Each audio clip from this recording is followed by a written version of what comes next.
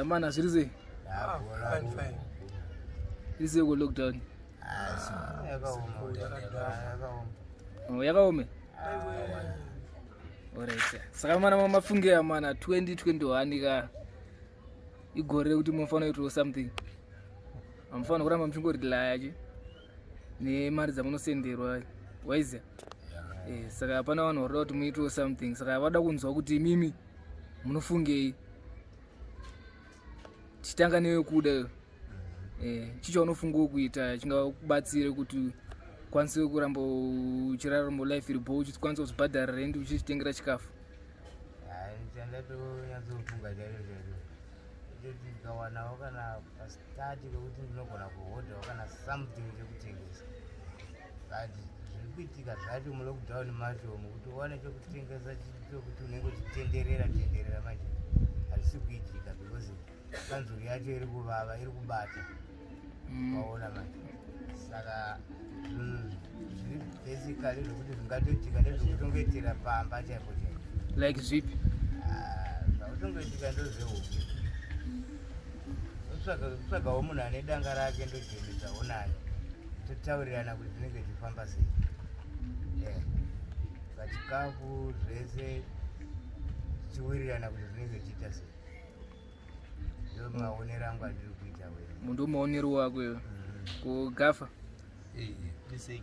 aiwa bo tauriwo zviri mupfungwa mako zvinhu zvacho zvakatondiomera mazuva ano so ndichoshaya kuti ndoita sei basa kwandaimboendawo kumboendeka nelockdown ndichiplanawo kuti ino ndakawanawo chekuitawo ndiri kuno ndichitawo business ndonoitawo zvehukuwo zvekunoitawo vamwe chitengesatengesawo huku ngopindirawo ipapo ndinopindirawo ipapo pamamonya ipapo so ndichida kuti ndakawana umwe munhu ane dangawo raigore huku batanidzirana naye ndokutanga kuitisana naye ndichitawo project yehuku kuti neniwo ndiwanewo mari sasvike panguva yekuomerwa toshaya chekuita kana kushayawo chekudya senguva inoyi so yakachooma chekuita mari yacho handisi kuibata kwandaimbonyengetedzawo kubasa kusi kuendeka nelockdown so ndakachoomerwa stiri daenda kwanowo chekuitawo chitengesatengesawo huku alright Alphonso chokwadi chakadayo chokwadi ndechekuti chinhu hazvina kuoma maomero arikutorwa nevamwe chokwadi chiripo ndechekudayo inhau kana mukandikwanisira kundiitira zvinhu zvekuti ndibatsire vanhu ndinokwanisa kuchengeta tsuo tokwanisa kutengesa mbira andi paina kupinda nenzara kutodayo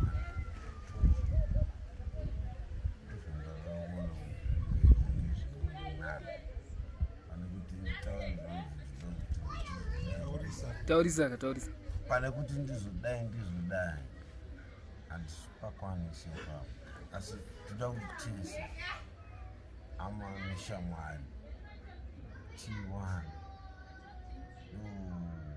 pane pfungwa dzangu ndo pane mwoyo wangu unozwa kuti izvi zvirikuitwa kuti musarambe muchingochema ona at least mukaona pekutangira zvenge zviri nani kuitira kuti zvakaramba zvakabudirira musarambe muchingochema kuti kuZimbabwe kukaoma hatina zvekuita chichichi animaona asi tikachengeta tsuo kana ukauyawo hama dzangu dziripo ndinowakwanisa wabikira tsuo ngechimbochika nekuti marodhana zangu tsuro inani rinovhuravhura musango ndawadzipa chikafu inonadzorara dzoma futi chidzipachi chikafu iyo ndo zvari ufungo mupfungwa mako zvetsuro handisi ko anzani aya naye Parkerson Yes, boy inonzi tattoo yerufu. Taura izvi. Tattoo that is lifetime. Inoda driver's license remaforklift. Kuti ndikaona license rachina forklift iro rondo ndikwanisa kudriva motikari dzese and it's inborn hazvise zvakabuda zviri muropa. Zvine zvamuropa and I've got no one to blame.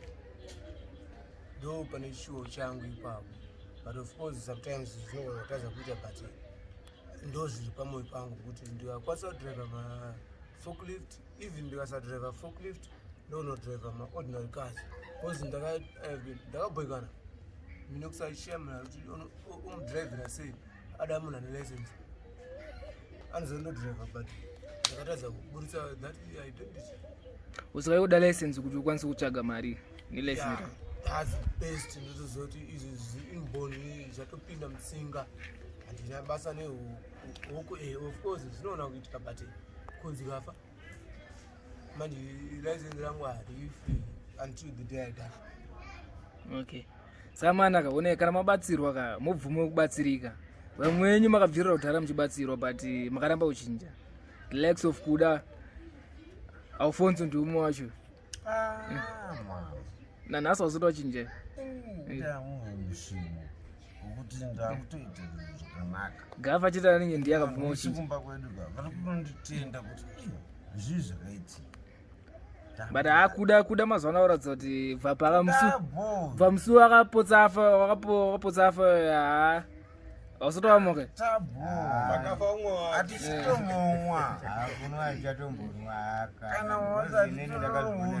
Saka wakubvumwa ubatsirike. Wakazodzokera kwako kuya mai.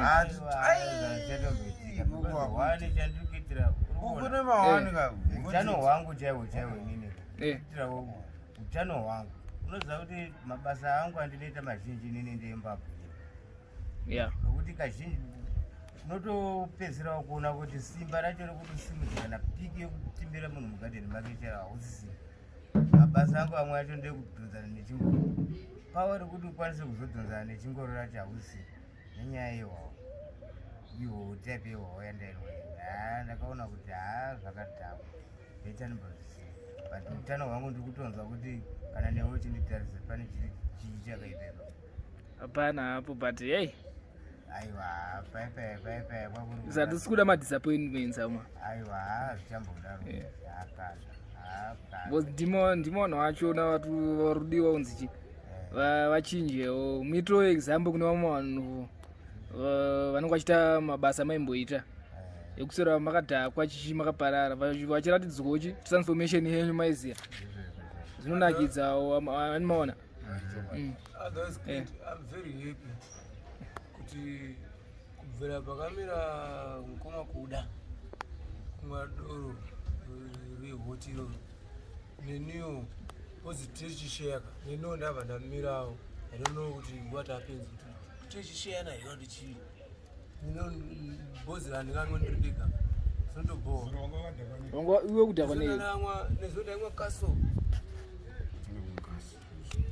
nemwa kaso ndinonyima Alphonso boza Alphonso akanzindisa mpedoro saka pakati penyu achiri kumwa Mbatutu ndeni atida kunyeba panapa taura ife.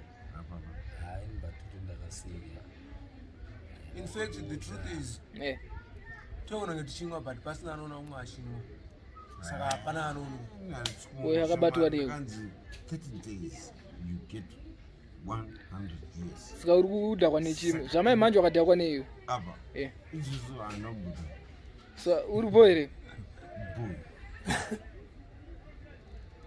handina chandamo zvanywa mvura shaka ngubu changu ndikuzise kuti going back kuna sekuru mofu amana msanyeba man maiti nezoro ndakaita sei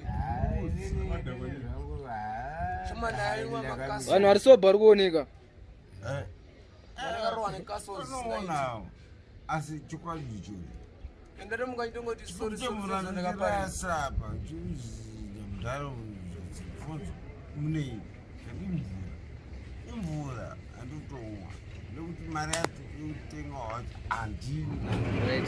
saka mana ndotarisirawo zvangu kuti zvinhu zvenyu zvichabudirira mana toda kuti muende kumberi toda vanhu vari serious nemaonero andiri kuita 3/4 yavanhu vari apa vari serious toda chekuita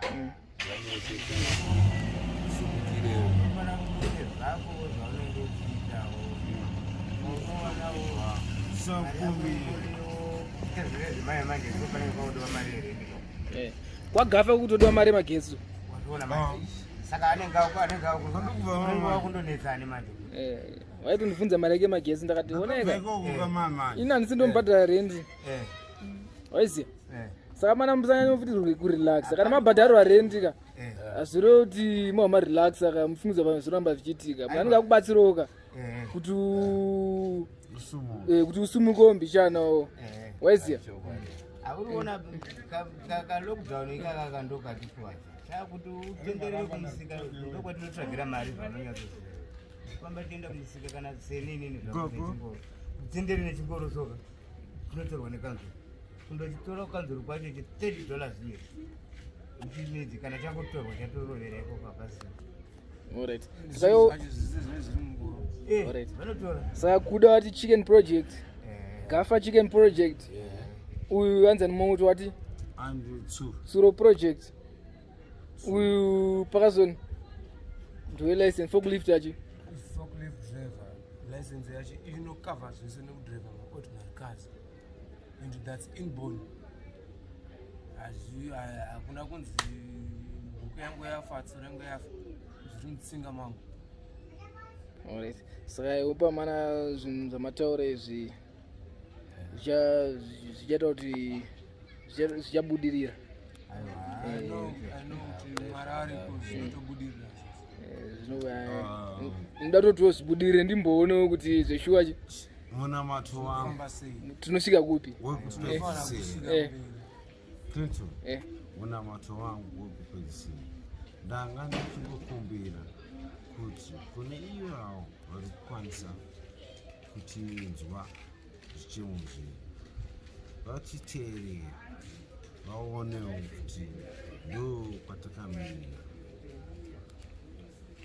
ndanga ndichikumbirawo kuti vazive kuti zveshuwa tinogona kutongana vakadhakwa asi mumwoyo medu ndozvo zvatinochifunga vane mamhepo emadzinza moita make sure kuti kana mauta zvinhu zvenyu zvemaprojects izvi kaizvi motombonamata zvakasimba because munoziva kuti mamhepo acho namwe acho aenda kuti musaende kumberi